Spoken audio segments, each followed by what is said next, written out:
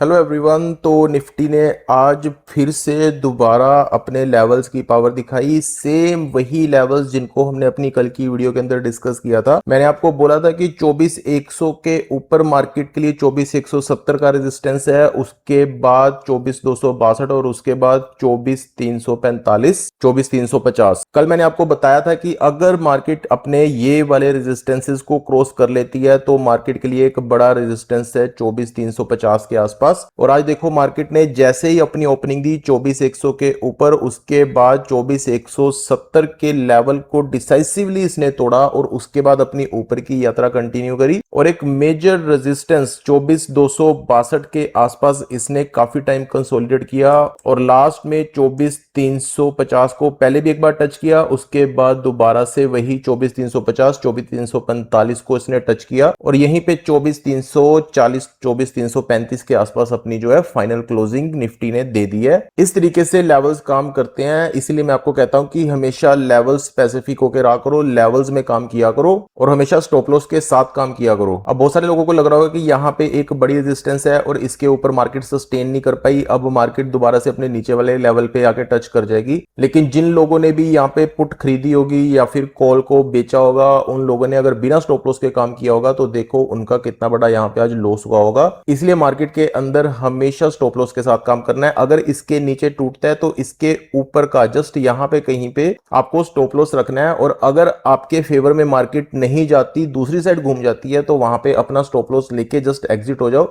चाहे उसके बाद मार्केट दोबारा गिर जाए, लेकिन आपको अपना स्टॉप लॉस एक्सेप्ट करना है, क्योंकि अगर पैसे होंगे, आपके पास कैपिटल बचेगा, तो मार्केट के अंदर बहुत सारे आपको मौके मिलेंगे आने वाले टाइम में भी। अगर आपने एक ही ट्रेड में अपना पूरा कैपिटल ही वाइप आउट कर दिया तो आप नेक्स्ट ट्रेड भी नहीं ले पाओगे। इसलिए हमेशा स्टॉप लॉस के साथ काम करो और देखो मार्केट ने कितना लेवल स्पेसिफिक काम किया। अब डिस्कस कर लेते हैं मंडे की चालकों की। मंडे को निफ्टी यहां पे कैसा मूव दिखा सकती है। आप लोगों के लिए लेवल्स मैंने निकाल के रखे हुए हैं।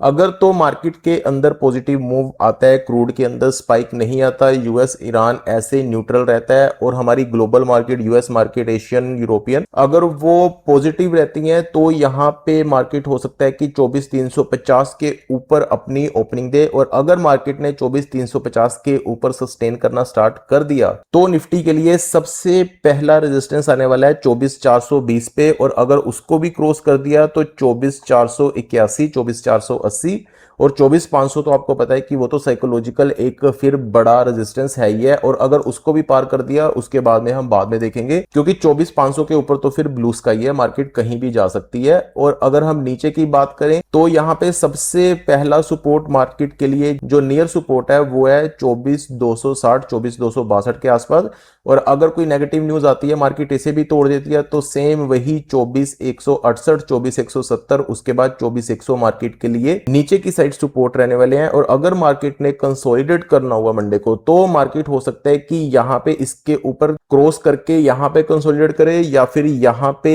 इसका सपोर्ट लेके यहां पे कहीं पे कंसोलिडेट करके मार्केट अपना नीचे का मूव दिखा सकती है।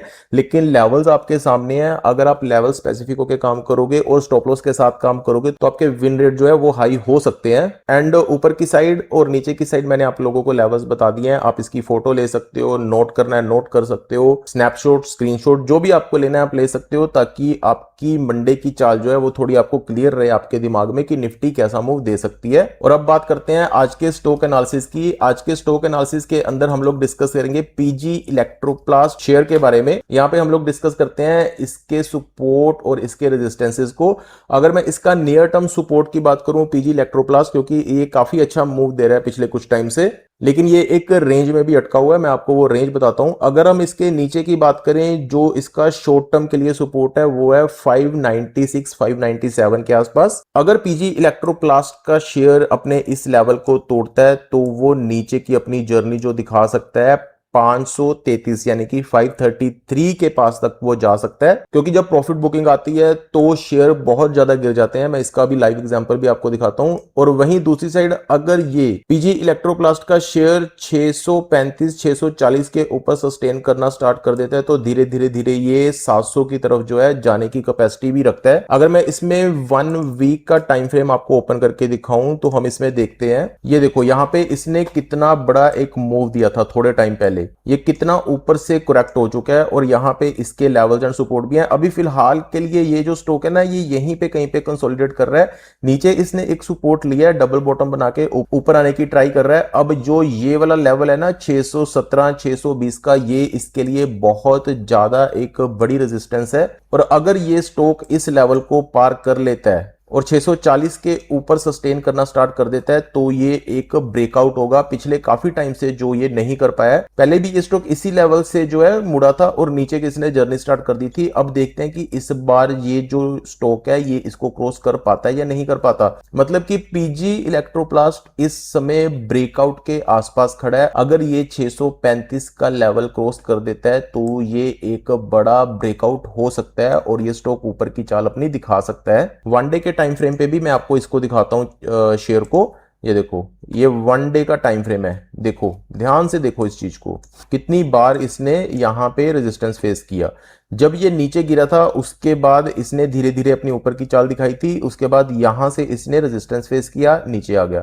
फिर इसी लेवल से इसने रेजिस्टेंस फेस किया, फिर देखो नीचे किसने कितनी तगड़ी चाल दिखाई। उसके बाद अब फिर ये स्टॉक इसी रेजिस्टेंस के आसपास आ चुका है। अब देखते हैं कि इस बार ये इसे क्रॉस करके अपनी ऊपर की जर्नी स्टार्ट करता है या यहीं से ये दोबारा गिर जाता है। नीचे की साइड आपको ये वाले लेवल का ध्यान रखना है, 600 597 598। अगर ये इस लाइन के नीचे सस्टेन करना स्टार्ट कर देता है तो हो सकता है इसमें दोबारा से वीकनेस आ जाए। बाकी देखते हैं आने वाले टाइम में ये स्टॉक कैसी चाल दिखाता है। स्टॉक अच्छा है लेकिन वही प्रॉफिट बुकिंग का शिकार हुआ था और उसके बाद अभी फिलहाल के लिए कंसोलिडेशन फेज में थोड़ा सा चल रहा है। लेकिन फिर भी इसने पिछले कुछ टाइम में यहां पे सपोर्ट लेके काफी अच्छे रिटर्न दिए हैं। 460 रुपए का स्टॉक इस समय 600 के पार जा चुका है तो ये एक अच्छा रिटर्न नहीं है शॉर्ट टर्म के नजरिए से अगर हम देखें तो। बाकी लॉन्ग टर्म में स्टॉक अच्छा कर सकता है, बस इसके अंदर किसी तरह की कोई बैड न्यूज नहीं होनी चाहिए। तो ये है पीजी इलेक्ट्रोप्लास्ट शेयर का एनालिसिस, इसके लेवल्स, इसके सपोर्ट एंड रेजिस्टेंसेस। और उससे पहले हम लोगों ने डिस्कस किए निफ्टी के। एंड एज यूजुअल मेरी किसी तरह की कोई भी बाइंग या सेलिंग की रिकमेंडेशन नहीं है, ना तो निफ्टी के अंदर ना पीजीईएल। ये सिर्फ लेवल्स आपको एजुकेशनल पर्पस के लिए मैं दे रहा हूं ताकि आपके दिमाग में एक लेवल जो है क्लियर रहे कि कोई पर्टिकुलर शेयर या निफ्टी इस लेवल से घूम सकता है। इसीलिए मैं आपको ये लेवल जो है डिस्कस कर रहा था। अदरवाइज मेरी किसी तरह की कोई भी बाइंग या सेलिंग की रिकमेंडेशन नहीं है। अगर आप किसी तरह की कोई भी बाइंग या सेलिंग करना चाहते हो तो अपने फाइनेंशियल एडवाइजर से एडवाइस लीजिए या अपनी खुद की रिसर्च करने के बाद ही स्टॉक मार्केट में कोई भी पैसा लगाइए किसी भी शेयर में या इंडेक्स में। एंड आने वाले टाइम में हम बहुत सारी और भी एजुकेशनल वीडियोस इस चैनल पर अपलोड करने वाले हैं। एंड अगर आपको किसी भी स्टॉक का अलग से एनालिसिस चाहिए तो आप नीचे कमेंट सेक्शन में लिख सकते हैं। मैं कोशिश करूंगा कि मैं उस पर्टिकुलर स्टॉक के भी सपोर्ट एंड रेजिस्टेंस आपको निकाल के बता सकूं। So do subscribe the channel, like the video. मिलते हैं नेक्स्ट वीडियो में। Thank you so much.